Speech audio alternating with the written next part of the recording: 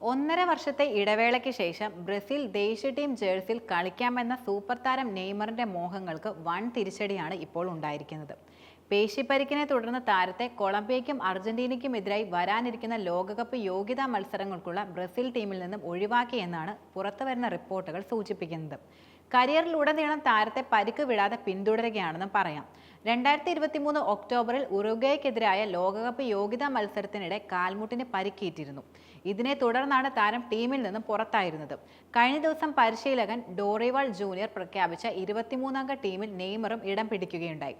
March 21 ബ്രസീലിയയിൽ കൊളംബിയയിൽ നേരിടുന്ന Brazil 25-ന് Buenos ഐറിസിൽ Lionel മെസ്സിയുടെ അർജന്റീനയുമായിട്ടാണ് ഏറ്റുമുട്ടാൻ ഒരുങ്ങുന്നത്. താരം ശരിക്കും തിരിച്ചുവരവിന്റെ പടിവാതിക്കലായിരുന്നു ഉണ്ടായിരുന്നത്. എന്നാൽ നിർഭാഗ്യവശാൽ ലോകത്തിന്റെ പ്രിയപ്പെട്ട ടീമിന്റെ ജേഴ്സി ധരിക്കാൻ ഇനിയും താരത്തിന് കാത്തിരിക്കേണ്ട അവസ്ഥയാണ് ഇപ്പോൾ ഉണ്ടായിരിക്കുന്നത്.